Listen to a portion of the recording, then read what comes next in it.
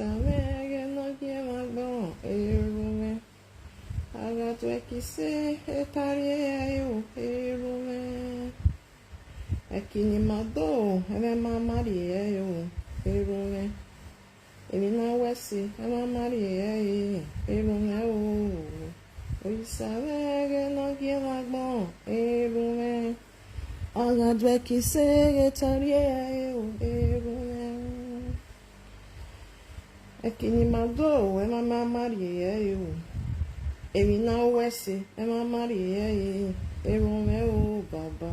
Oyisamege no giemagbon erume. Agadwe kise etarie yo erume. Elina wesi eme mamari yo erume o. Ekini mado ti magari yo erume o baba. Oyisamege no giemagbon erume. Agadwe kise etarie yo erume.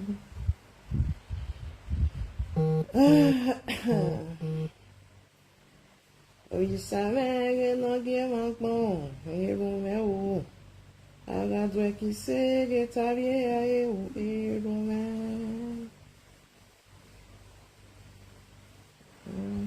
Ekini mado ti magari yo erume o. Elina wesi ema mari erume o. Hello people.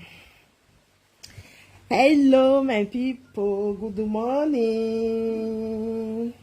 Good afternoon. Good night. How na day my people? Also na sleep well. Oh, so everything they okay with you now. On your day important to move well. Good, my people. Another day. Gege. You say waiting now. I need to share this video, my people. Oh, Saloboa.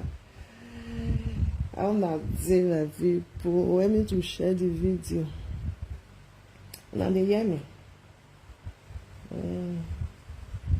Gege, I mean to share the video, my people. And I'm not gonna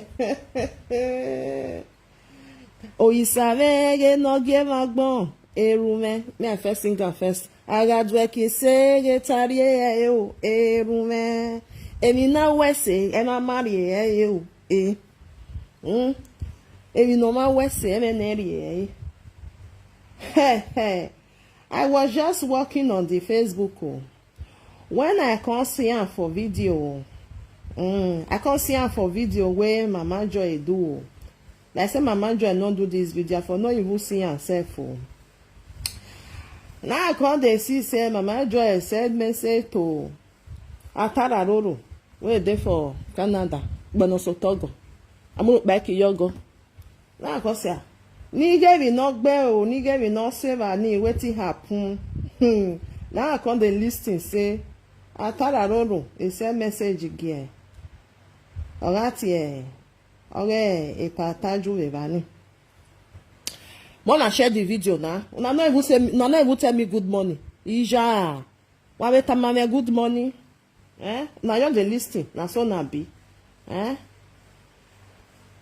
Now I say okay, make I listen to the video. You know dame yo, ikboni na sakwo menjiriri. I was like, who they talk so?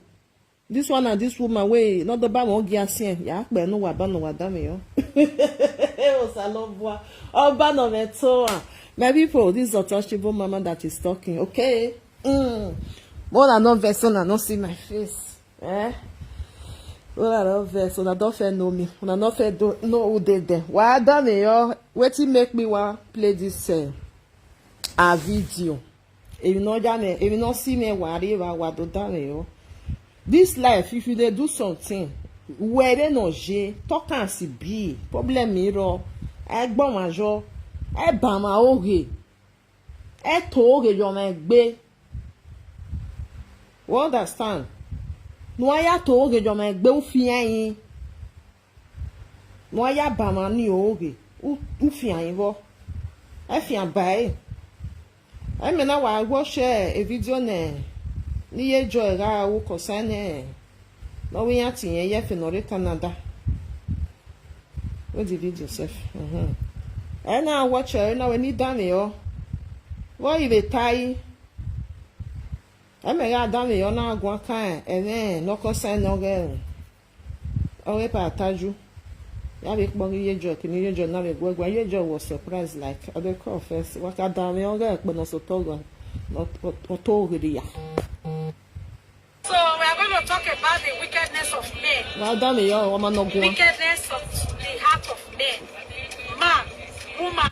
Well done wickedness. Not bad no okay social media. Bad planning against person when you go to say maybe this person I go be the best person. Woman I'm mad babe. Woman I'm mad babe. Meanwhile evil. They can claim. To West you. Can you imagine? The man go for naga evil than me. Me my no na ladian. Oh well, the area wanna be say wetin be so na they do. Una they like to they address another person like that. Yeah, gbalo egioma be. When I see the video where you do that one where it provoked me that day. It may surprise where Okona said it take bail any now where 3 years okay so Leon now when she not even see one video back and realize. Can you imagine? Why done if no janeja when it don't wear video now? Why done your way? Why here? It means so many things, so many things, so many things. And it means a lot of things. I take back by your saying. Take back by your saying. Oh my life enough. Oh, every year. Your girls are going to hear my way. But all you're going me away. All you're going me away. All you're going me away. All you're saying, all you're Eyaaa. Oh, my you were saying, Egg science, all you're saying you are. I'm going to soon.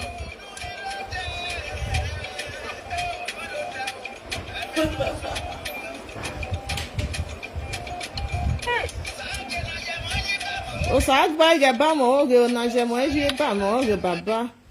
Say me ama kwa masunu. Ato wa ho. Imagine the consequences of them in your target time. Not like the social media not time. But we won't tell you here, really over here. Una kwa masunu. Ama take back yesterday. So yeah, we wanna make. Yes, I'm like Boku Swena. I don't know. Enya je yan claim me Swena. Ya to wo. Yeah, I listen to this song 3 days ago. I was just weeping so bad. You know, you take me like Una. I take baby like I take baby yesterday. Alright, tell you in here. When all la go no do you be. I take baby yesterday. Then all la them time. Need a public baby. Oh what? It is all time. Pero salon pour your pizza. No regarde mon ya. Yeah. No regarde mon ya. On bouge your bit on work on you. Okay, no bouge your bit. On a open ya ma bowe. Demande manaki. Salon pour ma poume déjà. On m'a bio me déjà. On m'a dit sous. Ya été qui m'a bowe he. Mais no it tabe de rodi we. Oh, take back to a big back. I tell what big say. Any man that tell forever. I tell you woman, ya mumeniria. Join them go fa bijua. Go fa bijua me mana. I tell you woman, me wu we ni. We ma tell no we meniria. When is sam bia marriage o awonia. They was je. When he gia bijua, go me gbe obi me mana. All these people you claim a victim. They can claim victim. They go in woman. When my children were women in social media now. Me who were me for good 3 years. When my 3 years in me yasoluwe. For good 3 years, una ba mo gaso na ri hun le. E ba yin do we be. Jo be va gunu. Uma no na ri egbe we la dian ne na e. Me ga isanu we la lo 3 years ni o gba wo hun we. O gba wo hun we. Wa claim me victim. Wa iwo na ene wa we. O ma ga iwa wa ko gbo. Abia na we ga je mo tuju nu we ya ta we 3 years oje no ko na ke solome. Eni mana okpa ma eva. E ma no eke God send foundation la dia. Oye ma ko de ke ba ni la dia se. Me so li yan ma we. Me so li yan. They can claim victim. Iya do afi we yi. Ima okpa eva. Ene no okpa. Can you imagine?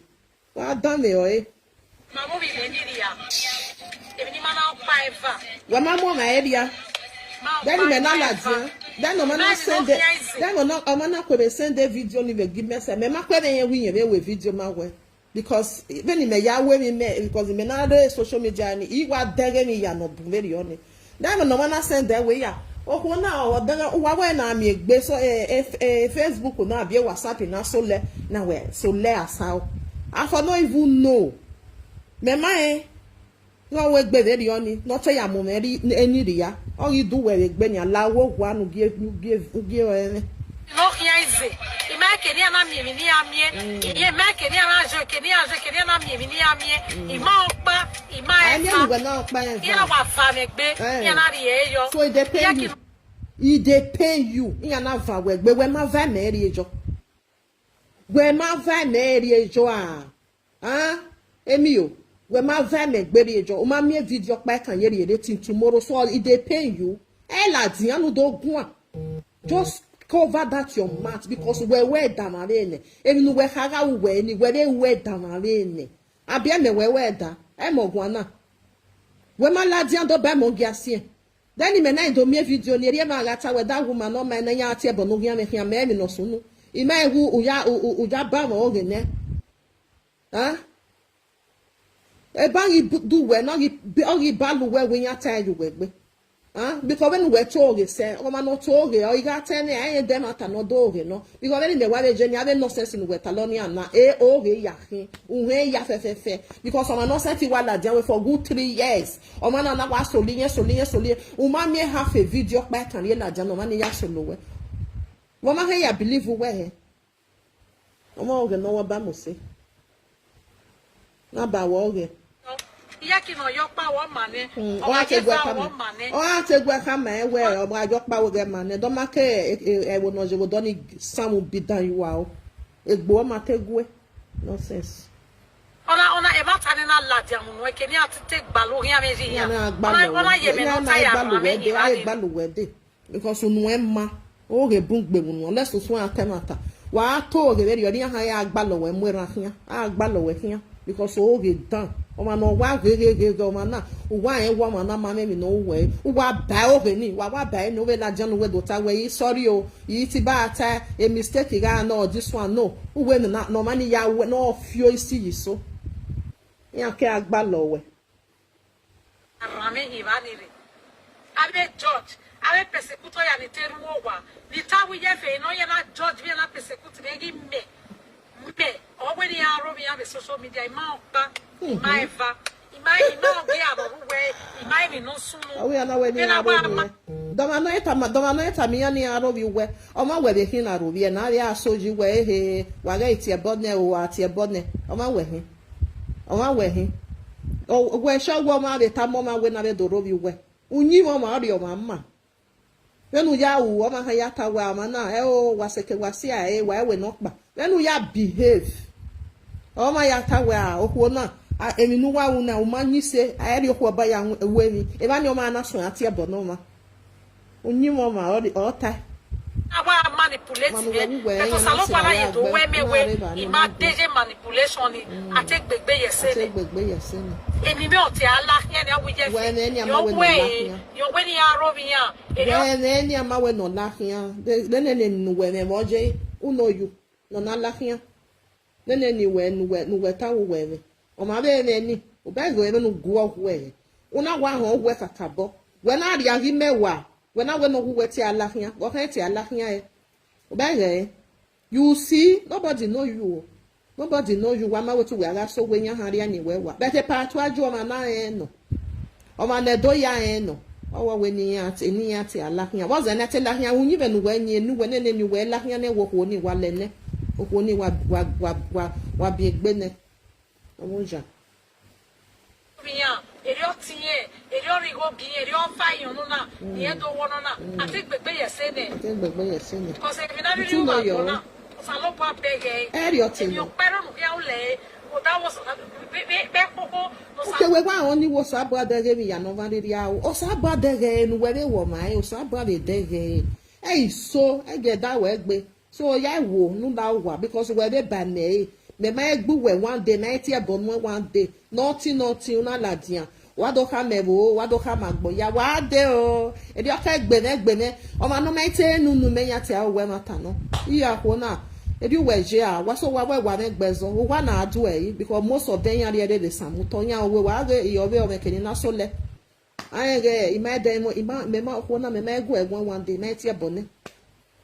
Una wala di una wa fa me gbe we na wa ju we una go free or you say gbugwa ne wa do we I mean innocent me e ma get nya je e ma get e nokpa e ri enene ni nokpa abeg give me you enter stars me let us see your words tell me no dia no salon kwa kia so veji ina me patient ni e ba ni ata ye fe we sin ai se piti woman ya get nya je ina we mind. Okay, my. Hey. That's Canada. Continue as back with now. But also talk about one of Canada. Or we are not coming. I mean, no, they are coming when we are near Violaja because we're told it be. Or my not to me, I'm woman, and it to make a cannot tie. Any young way got time and hang. I beg you, always when there. Always when there. I thought I don't know. Why they been here. Eba we ha we o mai we nyaje abegi me na Canada wala go one corner amwe wa lu wa hia wo do wa to ogiri ya o wa dey something with that's in Canada so my ma keep your peace in azigbe get me u papa lele me na kedere wa de aweti ma ho ni na mie na tanoro ni ma ti agbagba I don't see comment on my people more no verse I don't even know what that comment dey. Mona no verse, why agree? Ma ona mi mata no megele no. Betiga on pa eva. Ibi ya fe no sunu na. Iga on pa eva. Iga on pa eva. Ibi mereje mega on pa eva. Mega on pa eva wo ri ni je fe ba me we 3 years me ke so li ni iga on pa eva. Je fe go ya go ahead. Ugo agwo. Mega review where the 3 years in the social media. Ina connect with Topo. Dia ya temu wa le social media. Ebon wati ebe hokoni. Ebo ya no wayati ni ben wayati o severio. Imana kai maeva. Eri ati ebo. Uwa zome popo. Ya zome popo. We mi o abi we ma da mi o ye nya de obi e. Omanu we ya omanu we ge we na mi we era no. We mi o ya abi ma mi o. Agani ana ati ebone we dege ya awu whether dege wo bia na because what you know where we to take care as a father we dege ya ga amu erobio a ane ma no bia amu erobio ni o tu nu weje abe ma nu wetie sesese nu gbe sesese lele eni obi amu erobio e ma be won ya no ga amu erobio can you imagine you don't know I don't even know ya tai Orejo we tai we to Emmanuel le hia ga amu erobie Emmanuel president ga amu erobie ma be Hi salo bua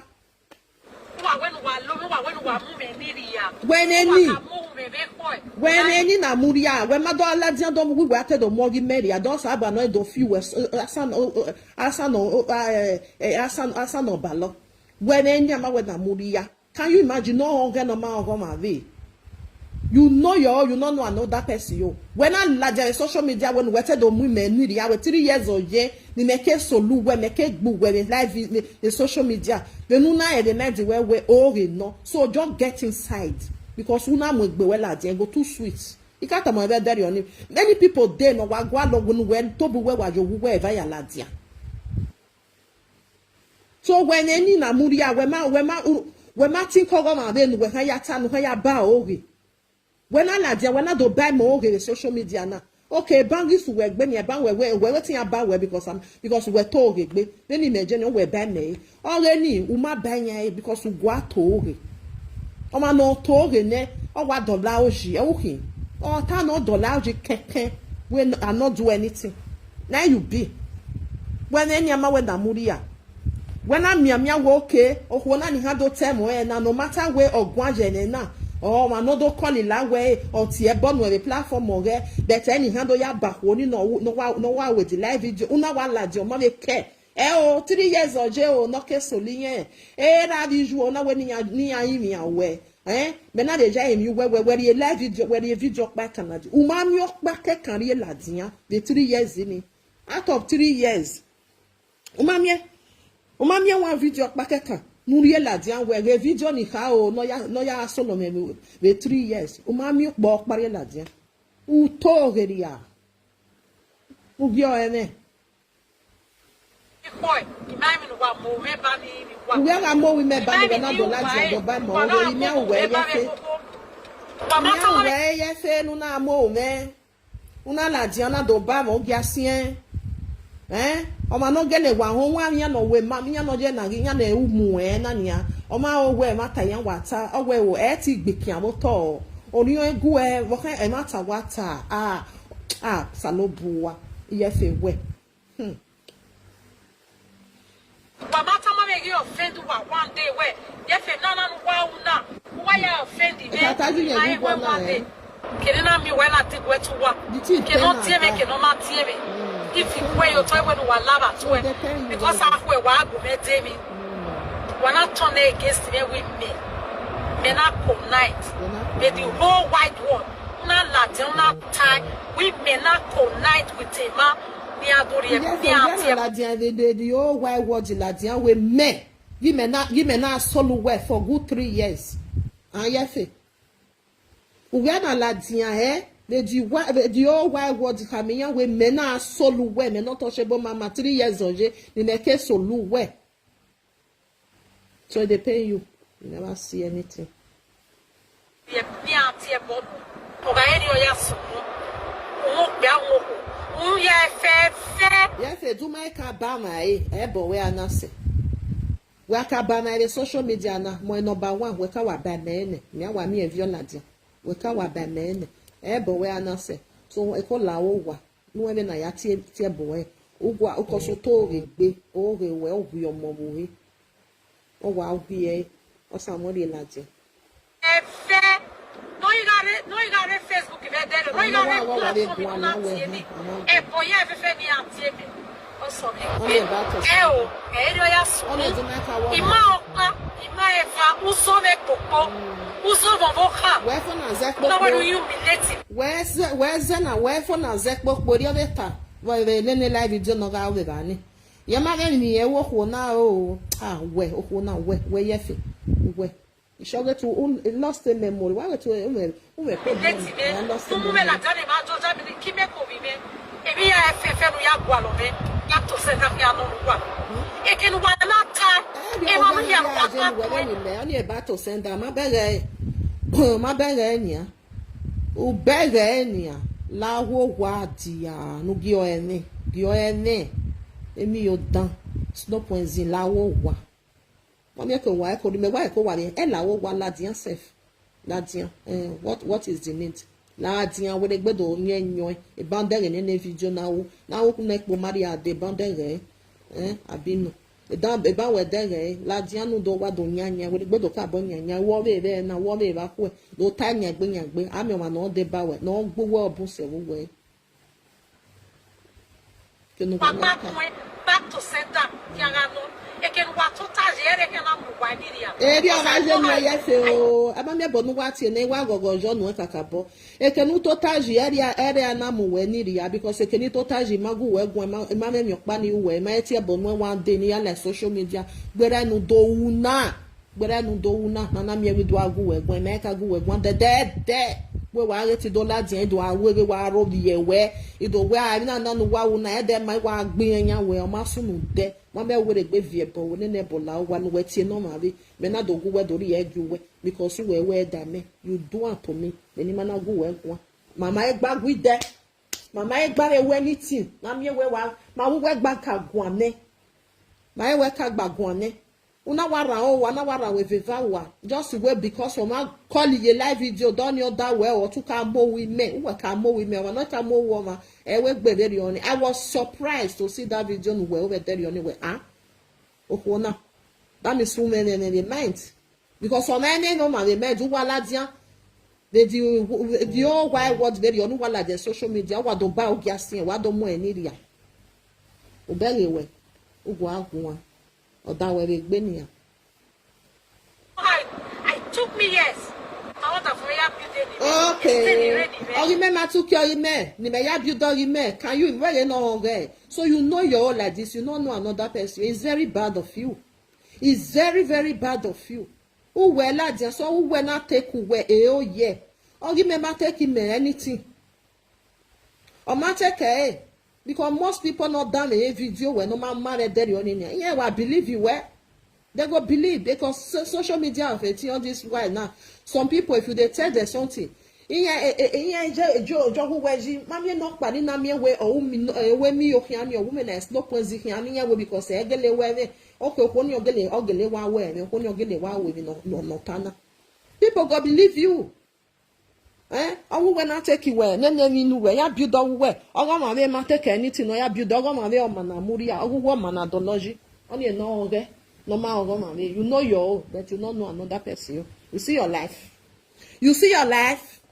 Eh? You see your life.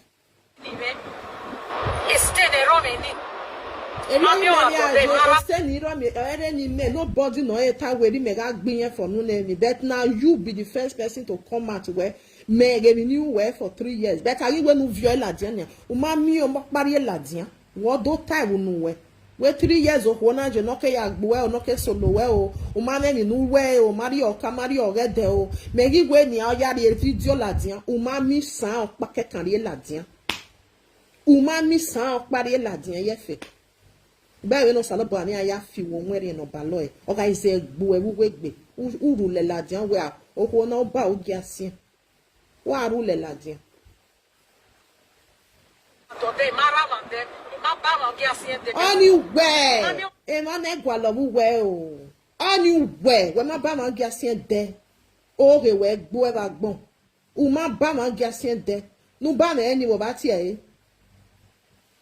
nu we ba me oni ba ba ti e nu na wa va me gbe kemi to taju na wa mu ogo na wa mu plaster jo na wo le gbe wa se we ma ba ma gi asin de anywhere emane he ba o so we ma ba ma gi asin de ye fe nu we wa tani iyo sa lo bu anya weta gele pe gba wan edi we to he a o na ju we money la dia nu we o ma ba ma gi asin de nu we social media we about 2 or 3 weeks ago what you ni me so lu we de ye fe igi wa e video na me mama joy pe ina we ta utoge wo o wu we to wa de yo mo wu he u ma ba ma gi asin de ye fe nu we na wa la dian na do una do azo gege ba di ma u wi me 3 years of journey me ke so lu we na me we anybody no re social media ni me solo rama we ma de ya boy kan ni kan ya so lian bi ma bi agume de iyan ya de even ya ni le we saga ya ma be gbi na me we 3 years oje gbera se wo se no se le gbe kian extra de no si yo fo na me we zo ma fo boto ama wu we no to ta yu ogwa 3 years we me ke solo we le ma de oni ya do imia utore gbe na ho utore gbe me adede yen we bi we to oge because e ma no to oge I wa dislike yan I be ni yiyan yawo me oni me de yan because yan we bo wi e bo wi ni u ka ya ri nu ogo no to dem ata no u wara o wa we wa je social media we wa wi me ma ye de ba ni u ma ba ma gi asien de gbere yin wo na ho gbere yin wo won temata nu aka we o oge no ba wo mo se o hin u ka to ni ne u ye ma ba ma gi asien de omo jano mama mami wa ni mi no mati ogo ina ba ero ekele na ri ba na fi ane ma ni sikeme Ni me na ya me go ma no sike me mai me ri o me ne are ko ame. Betuna mu me latia. Because when you do humiliate me, we rob your my in on social media. Oh, when mamu me latia o. When mamu me latia no when ala dia do we video ni e to when mu me latia. E to when ne ma de ni ado tie boni me a platform we e to when mu me latia o when mu me la o wa. Hi.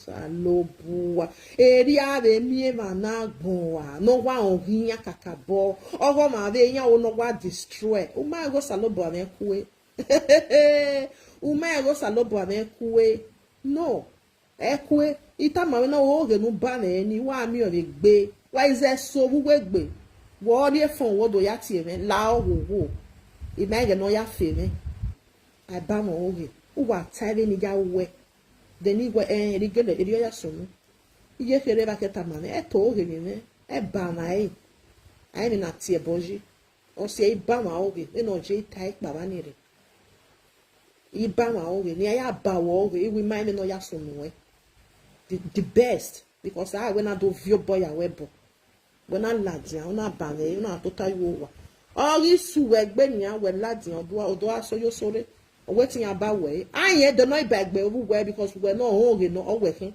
We're tagu, a tararoro. We're now a female, but no what you way, we're tag. I want your back and no look. The man needs in May and your way. Now, more one and one to organ, anything no got taladian no organ me can't say yaji, unless of my day on one agbon, no man agbon to tag with her, get me now again on G. Because I'm not talking, eh? And nothing else, set it a money. Because I had a walk with on social media. Then we hear me say the yet dinner, it's a bonoma. Then we say, then what they say, Iraq Novena. Iraq Novena, my room. Better, I went in a woman, not Guantamaway. Next time, oh, I'm your man, me woman, wet your who wedding. A man, I rob you, I'm not going to lie on the way saga. Saga.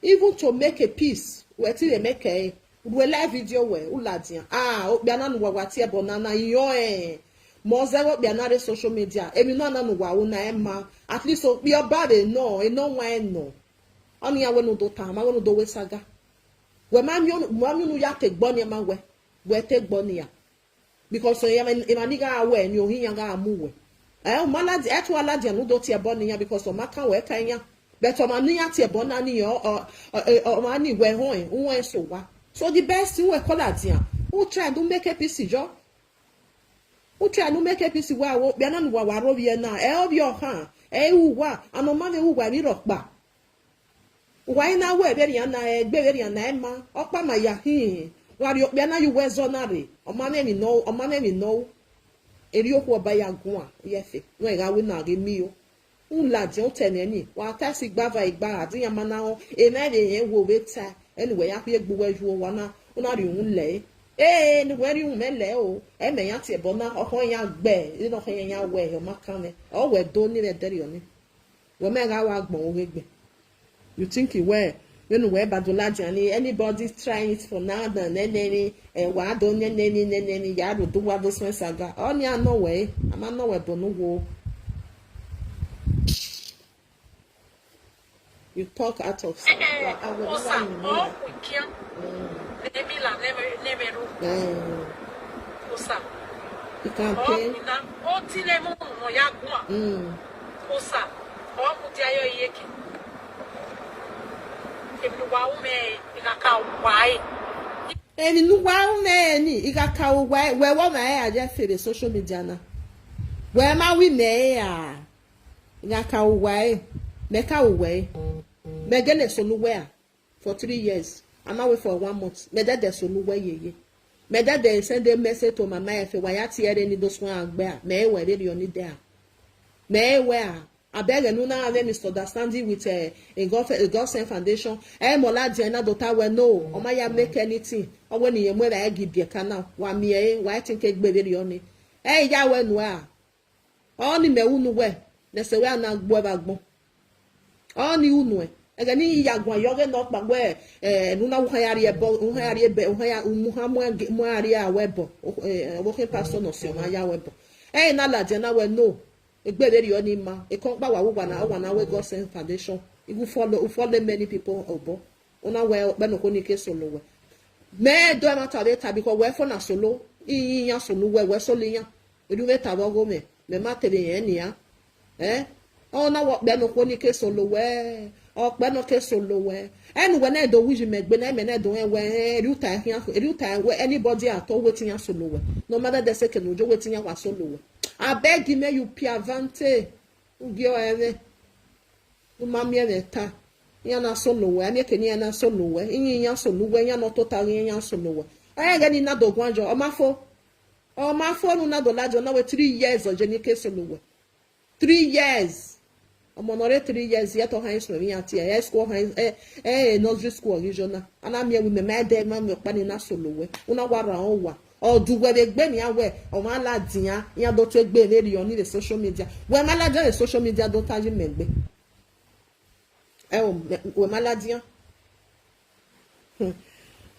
diyan o bi ani be no bi pa taju ya ta owe oviye vo mu owu yan daisi yan date ori ya ta mo gi vie ri yo owu yan date yan te mu e ko we owe eyan han riye ri yo ta ọ̀nà ìbàní owó ẹ̀yàn hàn tẹ̀lé yé nínú ọ̀hìnjẹ́ náà nìyẹn kí gbà ẹ́ èrè ọ̀tá ẹ̀rẹ̀ àbí òpè àwòkọ́ yẹn àdé tí ẹ̀ lítò sọ́wọ́ ọmọ hàmà wà wíyẹn ẹ̀dọ́ tá mà wẹ́ ọmọ táwọn yẹn dọ́mìí family nẹ ìyẹn àwọn ẹ̀rẹ̀ mẹ́ẹ̀dì wà àbí ọ̀nàjẹ́ náà ní àṣìṣe wà rọ ìwà wà date mẹ́wàá ṣọwọ́ mọ́ náà ẹ̀ máa wà rí ẹjọ́ wà èrè ọ̀tá ẹ̀rẹ̀ because òun ẹ̀dọ́ òun ẹ̀bọ̀ òun ṣèṣò ìyàwó rẹ̀ gbé dànù ẹ̀ ọ́ uwe ha dota mi mani ya we obi ugwe nene we pataju ya ma date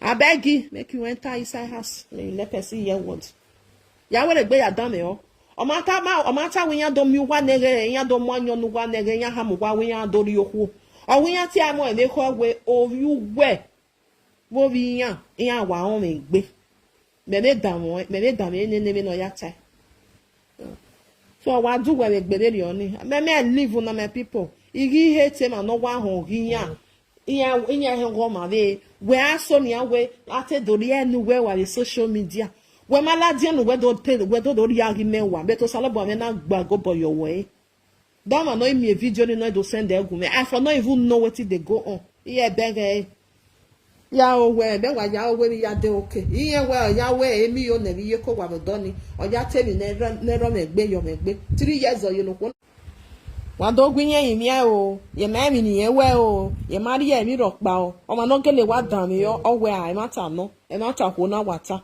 o ma ye ti ye ma ye to ga to re yo me gbe gi ma me mi pa ni we be ye we e ko ri egbe we la ja na gba nu po gogodo ye egbe we la je ni ma mi ke na e ba we de ebe na we de video ni pataju na hando ansa ege no keke no ma ya gun abegi ye ni ekpe no sense oge no voice oge no mo re ba ni o we ne ni wa oge matata are gbe ma re na fear them if you no fear them you are on your own amu egbe ma re na they can do and not do yen dollar oji onwe mi no sunu o wi yan ta mi yen we wa ma we ri yanji yeah, where the yanji. My people make I live una. Then you join na le pe selfie. Then you join na pe me ma tell you where you will not have done. Ibe. Ibe ye ni je. Mama joy highway. De okay mama joy wa re mo ge. Mama joy. O to ko na to re gbe ma so wo mi video no pe ya no ya ba mo oge. O to re gbe oyi to oge. No mind na oyi to oge o wa ta no wa dollar oji wu we wa o we ma ta no e pa taju we iyan wo bi ye iyan te obi ye wo bi ye te date iyan te zo bi yo we oku na obi ye iyan ari e be no ri je na ni ayi gba e o ma ta ma we mi dan ni yan ka friend be no je na ni iyan yi friend o le say that only ni ya o bi yan friend yan ma friend ni obun yan ni you understand when omo ase 2 years in o water my ho no ri and that one and that one wo water my we omo na ri we ti give advice if no wo ya ro mind so do be na be decide where ye ma yo ni ye ko be friend itself ye ma like the character origin or ti be for very on so na be that one when the pataju de je ti ha mo be e wo ko no rie one I cause yan why zo do no ma be zo ko no ma no na be that one sometimes era be na na me we wa era ma da de okay o ma na wo ko na no rie na e ma like origin or money you go ahead or you marry or no marry because a choice anything.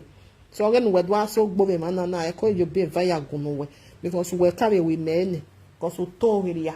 If we are on we be self in and we tell what you when matter any adore everywhere. Oh well we have a matter of here where they voice when a partage you voice you where you and not get voice because they be adults. O mama kamu wa don wa on o kunu wa ri so ri yan leje. You can only give them advice. Finish. So, Emio, you be vaguno. So, all the balu where we go when I banai.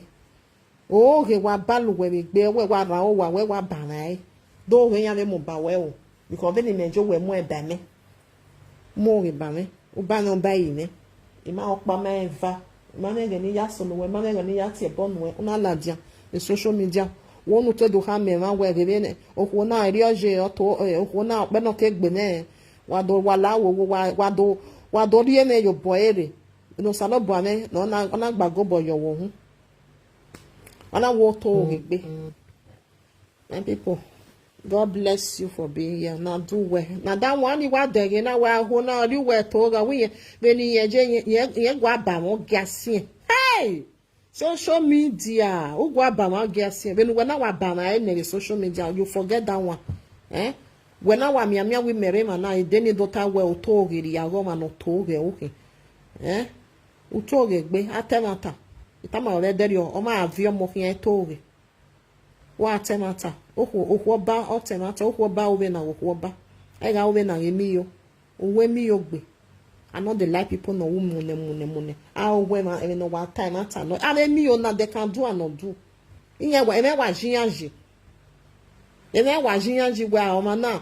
You show me no wangele ta na mata no. E gun an ogo e ko hia. Wona ko wo ge hia. No ya to lele ya hia. Eri yan we. I beg my people, and they come back later. Na bye bye.